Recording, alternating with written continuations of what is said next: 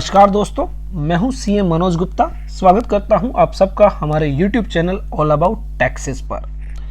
Budget D coding series, जिसमें आज हम बात करेंगे एक और नए प्रोविजन की, जहां पर एमएसएमई सेक्टर को बहुत ही ज्यादा बेनिफिट होने वाला है।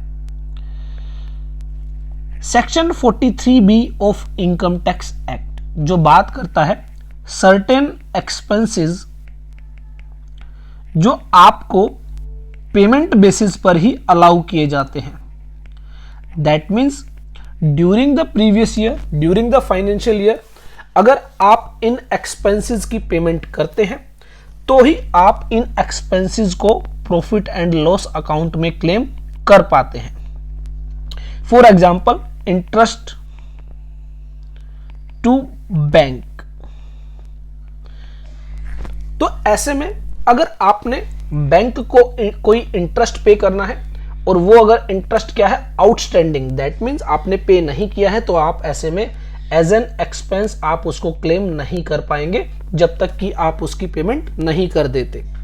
तो यहां पर एक और नया क्लोज इंसर्ट किया गया है सेक्शन 43B के तहत, जो कि बात करता है पेमेंट टू एमएसएमई। तो any sum payable by the SSC to a micro or small enterprises beyond the time limit specified in section 15 of the Micro, Small and Medium Enterprises Development Act 2006। तो that means अगर जो SSC है कोई amount payable है किसको, towards MSME SSC, that means वो व्यक्ति जो एमएसएमई में रजिस्टर्ड है। फॉर एग्जाम्पल, ए कोई व्यक्ति है और बी कोई व्यक्ति है। ए क्या करता है, बी से कोई गुड्स जो है वो परचेज करता है,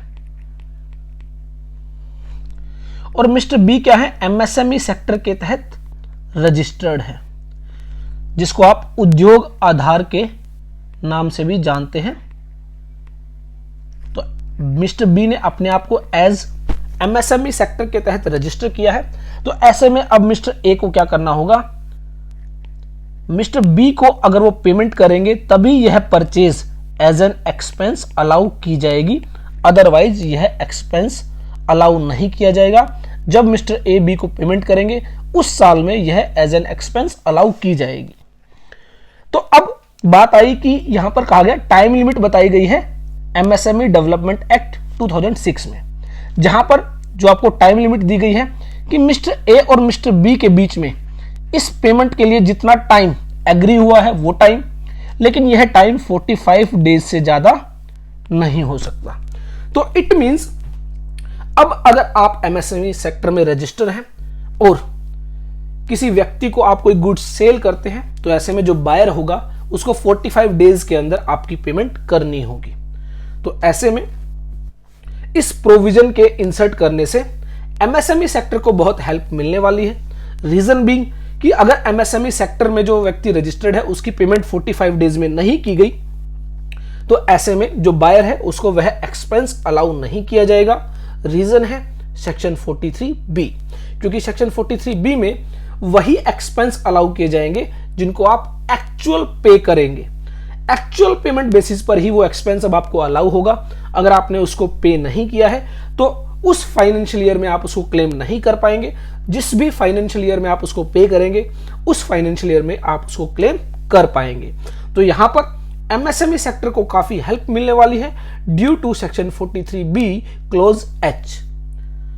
तो ऐसे में अगर कोई भी सम पेबल है बाय द एसएससी, यहां पर बात की गई है सम पेबल, दैट मीन्स अगर मान लीजिए कोई इंटरेस्ट है डिले पेमेंट के लिए, वो भी यहां पर पे करना होगा by the SSC to a micro और small enterprises beyond the time limit specified in section 15। Section 15 को जब आप रीड करेंगे, कौन सा section 15, micro small and medium enterprises development act 2006 का सेक्शन 15, जो बात करता है कि ए और बी, बायर और सेलर के बीच में जो टाइम एग्री हुआ है पेमेंट करने के लिए, उस टाइम के अंदर यह पेमेंट हो जानी चाहिए। और यह जो टाइम है यह 45 डेज से ज्यादा नहीं हो सकता। तो इट मींस अगर कोई व्यक्ति एमएसएमई सेक्टर में रजिस्टर है तो उसको 45 दिनों के अंदर उसकी पेमेंट कर देनी चाहिए। तो यहां पर गवर्नमेंट का जो फोकस है वो फोकस है बेसिकली एमएसएमई सेक्टर्स की जो पेमेंट्स का जो डिले है वो डिले ना हो और टाइमली स्मॉल मीडियम एंटरप्राइजेस को अपनी पेमेंट मिल जाए, जिससे कि उनका बिजनेस स्मूथली चलता रहे। तो आई होप हमारी ये वीडियो आपके लिए यूजफुल होगी। देखते रहिए, लाइक करते रहिए, सब्सक्राइब करते रहिए हमारे यूट्यूब चैनल को और ढेर सारी ऐसी ही वीडियोस के लिए।